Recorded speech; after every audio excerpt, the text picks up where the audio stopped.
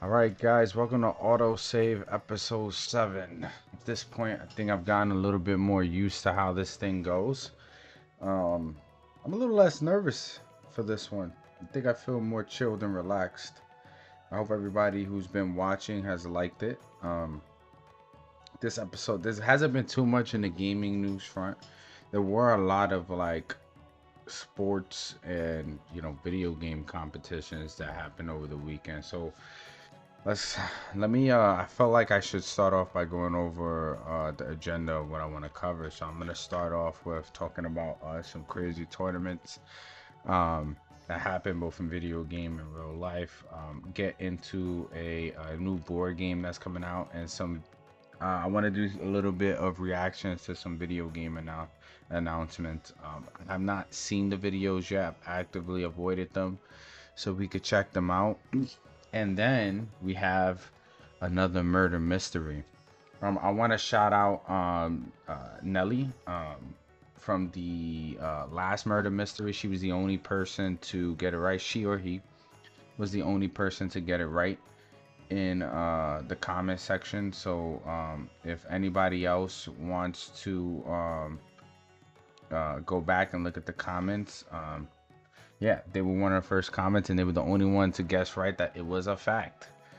The story with Charles Rogers. So we're gonna get into another murder mystery at the end of this. So here we go. Yes. So this was a weekend of crazy tournaments. As I stated earlier, there was a lot going on. I want to highlight Capcom Cup 11. So Capcom Cup 11 just finished, and this comes from Event Hubs, written by Nicholas Majin Tenshin Taylor over on Event Hubs. Event Hubs is like a real well-known fighting game site. They used to only focus on Capcom stuff, and now they do like a variety of fighting games. But over the weekend, it looks like Capcom 11 finished with Japan taking the $1 million prize. Second place was actually a 15-year-old with Ryu, who walked away with $100,000. At 15 years old, I didn't even know what $100,000 looked like sometimes. So this was actually a really crazy tournament. I did not get to watch it because my Saturday was crazy busy. The entire time on Saturday, I was out. I had to do a lot of personal things, and then collect some things for my wife. It was my mother-in-law's birthday, so there was a party here.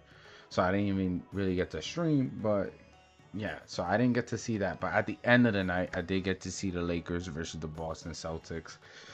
Yes, I am a Lakers fan, so it was not happy. I know I don't live in that area in LA, but I am a Lakers fan, and it sucks to see them lose, especially to the Celtics. I felt like there was so many calls not called, but I guess that's what happens when you're not playing at home. You're playing at somebody else's court. The refs in their pocket, I guess, right? Because man, they were playing some real aggressive ball. It actually looked like 90s ball, but you don't get away with a lot of that stuff now, so I was surprised. Um, on the UFC front, if anybody's into UFC, biggest upset was Alex Pereira. Well, I wouldn't call it an upset because Ankalaev is good, but they got a new light heavyweight champ, and the fights were kind of crazy. There was a really good weekend overall for like sports and video games in terms of competition. Um, but yeah, I can't believe got another $1 million winner. One thing I did want to mention about Capcom Cup, if anybody has Street Fighter 6, they were giving out some special colors. I believe that the colors were for Terry, Mai, E Honda, and DJ. I feel like I'm missing somebody, but that's what I remember. So, I mean, by the time this video comes out, it's gonna be too late. You won't be able to get the colors anymore because I think on Monday, they're gonna stop around like 1 a.m. They're gonna stop the codes that were allowed. But yeah, hopefully you got to get the colors because that would overall suck. But yeah, now I want to dig into the next topic. So Elden Ring, if anybody's a fan of Soulsborne or and board games, this comes from Polygon, written by Tyler Cope. Elden Ring has a board game, and he describes it to be very similar to the game. which kind of surprises me. I mean, I used to play board games, especially with some of my friends. I remember I had like the Street Fighter Monopoly. I had a few different Monopolies here. A few different kind of board games we used to play just to shoot the shit, like they call it. But this the way he describes it is that it's an almost one for one recreation of the game, which is kind of crazy. I'm interested to see what that's like. Um, and you know, I would like to know how the difficulty from the game translates to something like a board game, and how like rewarding it must feel to get past a certain section. And how do you even win? Like, I'm just very interested in it. It's a pretty good article. Very descriptive. He talks about some of the difficulties with the board game in terms of how it relates to the game, like I said earlier. But yeah, I just thought it was interesting that they got a board game for something like Elden Ring. You don't usually see that any more like board games off of video games. At least I haven't seen them in a while, so I thought it was pretty interesting. And I might actually pick this up. I think pre-orders go live on March 31st, so the end of this month you can pre-order this. So if you're into difficult board, like, you know, what's a board game I can't play for a while? Monopoly. I suck at Monopoly. I honestly think it's because I'm too nice and I don't screw people over, because you kind of gotta screw people over in Monopoly to make them go bankrupt. And I wind up being the bank. But yeah, I suck at Monopoly. Um, but you know what? Leave in the comments if anybody's watching what your favorite board game is. I think if I had a favorite board game myself, something that I would love to get into and learn, that I actually played a few times with my son, is chess. I will not competitive chess. I don't want to be doing the whole speed where they hit the button. I'm not. I don't want to be like a Magnus Carlsen. Shout out to Magnus Carlsen, one of the best chess players ever. But I would love to know how the game works and be able to hold my own. You know, stand on my own 2 feet. But if there's a board game that you like, leave it in the comments. I would love to know and to read through it. Um, all right, so let me get into the next topic. The next topic is one of the reactions. So I actually, like I said earlier, there's a couple of reactions that I want to do. But this is an article that comes over from Polygon yet again. Tony Hawk's Pro Skater 3 and 4. You can pre-order them. So as you know, I think they came out with Tony Hawk Underground, which was a classic skateboard game from way back in the day. And now they are remaking Tony Hawk Pro Skater 3 and 4. So anybody who's into oh, my apologies, I didn't even say who wrote this article. It was written by Alice Giovanni over on Polygon. I'll have the link in the description. But if you were into these kind of games and you have fun, just as a kid, I remember I had a couple of the demos. I don't think I ever officially owned one. I only had the demo of them, and they were fun just to play and do different tricks and mess around. I didn't know what I was doing, which maybe if I played now, I'll know how to like unlock stuff and whatnot, being a little older. But I didn't know what I was doing when I played those games. But uh, yeah, I'm excited for this. It's supposed to come out July 11th. Apparently you can pre-order it. The only problem is that, you know, when I'm looking at video games now, the biggest thing that I'm looking for is replayability. And if a game doesn't really have replayability, it's very hard for me to want to go and buy it, because games are so expensive. You know, you have these $70 games, and with inflation and how much everything costs, it's hard to really commit to buying a $70 game and not waiting for it to go on sale, depending on, you know, the bracket that you fall into. But yeah, I actually want to pull up the trailer to the Tony Hawk Pro Skater, because I want to check it out with you guys. So here we go. This is my first time seeing the trailer. I have not seen it before, so it's the first time I'm watching it with you guys.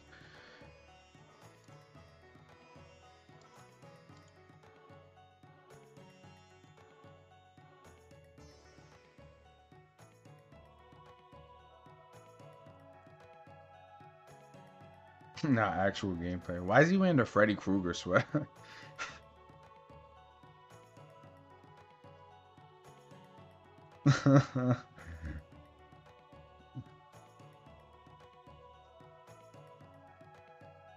This looks crazy.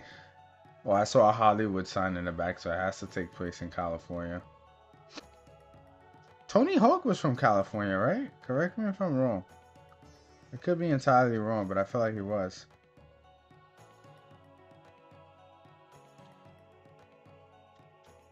Okay. Which one was the skating game that you could unlock Spider-Man from the PS1 because Neversoft was making it also? If anybody knows, leave a comment. I forgot. I felt like there was one where they had Spider-Man as a secret character.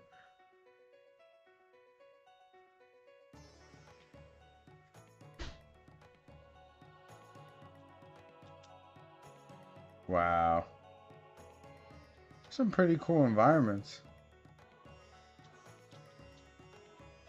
That's like a skater's dream, right? An empty pool. Oh, wait. I gotta back it up. Did they say Doom Slayer? Doom Slayer's get? That's funny and Revenant. You know, I never wind up picking up the Doom, the second one, and I loved the first one. Okay, so that was Tony Hawk. I looked pretty cool. It looked like fun. It looked like you could just take your time and just have fun in the game. I hope it's not $70. Like I said, it's supposed to come out July 11th, but I don't know if that's something that I would buy if it's at $70 because I'm not looking to buy a $70 game right now. That's way too expensive. I usually wait unless I absolutely want it. I usually wait till games go on sale nowadays.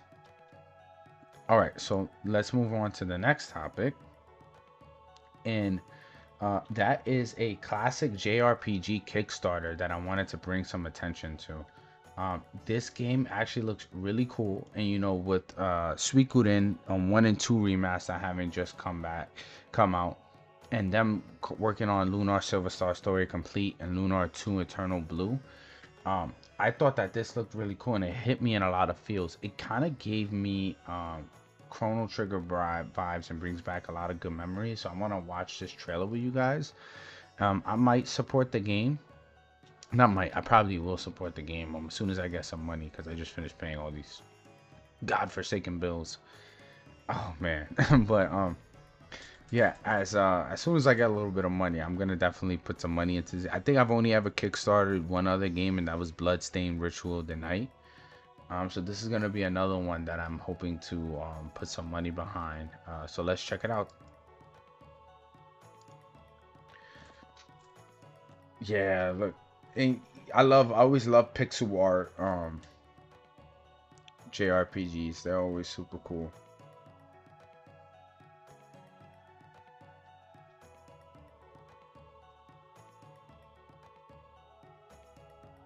That's very Lunar-ish. I don't know why I get like Chrono Trigger vibes from this.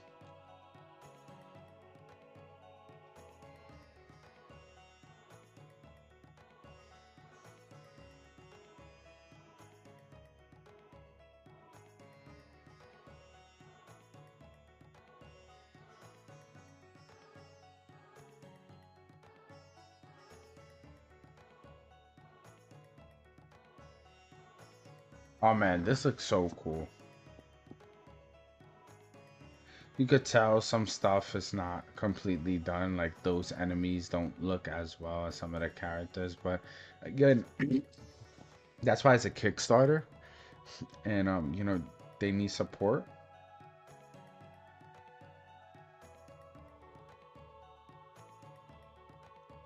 Wow.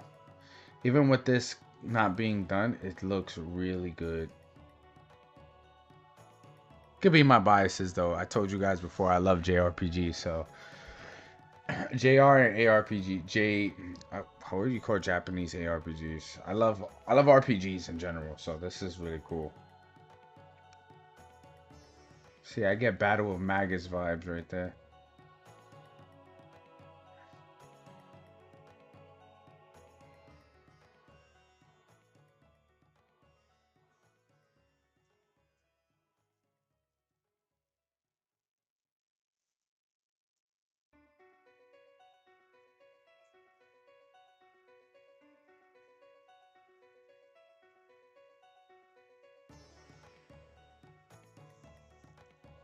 There's a Kickstarter for Steam for if you're into PC gaming. It starts on April 7th. The Kickstarter.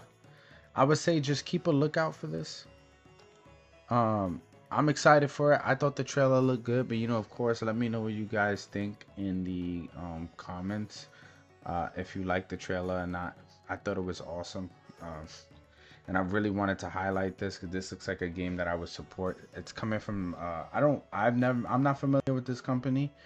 I have a friend who's super into Kickstarter, so he might be familiar with it. He goes by Unblessed as his tagline, but it's Primitive Pixels Games. But yeah, I'm excited for it. I can't wait to check it out myself. Yeah, so now, you know, I tried to keep most of the news stuff short so I can have enough time for the story I'm about to tell you guys. And like we talked about before, you guys need to tell me if it's a true story or if it's fake. Is this my imagination or is this reality? So I'm gonna go ahead and get us ready to dive right in. On April 12th, in California, the Sharp family and some friends went to sleep inside cabin 28 at the Blank Resort Lodge. Sheila Sharp would wake up to find her mother Sue, her brother Johnny, and their family friend, Dana Wingate, brutally murdered inside the cabin while her 12-year-old sister Tina was missing from the scene. Sheila only escaped the murders by sleeping at a friend's cabin next door. Surprisingly, they found Sheila's two younger brothers, Greg and Rick, and their friend Justin Smart asleep in another bedroom inside cabin 28 and safe. Tina's remains will be found by an anonymous tip on the 3rd anniversary of the murders. Her skull was found 50 miles away in a different county. There were only 2 suspects that the police examined: Marty Smart and his roommate, Bo Bidet. Marty Smart was married to Marilyn Smart, and they were parents to Justin Smart. Marty was apparently an abusive husband. Since Sheila Smart had just escaped an abusive relationship herself, there are reports that she was giving Marilyn some counseling. When Marty found out that Sheila was interfering in his marriage, he reportedly went ballistic. Soon after the murders, Marty left for Nevada. Law enforcement felt that the murders took more than one person to conduct, which is why they took Bobidet into questioning as an accomplice.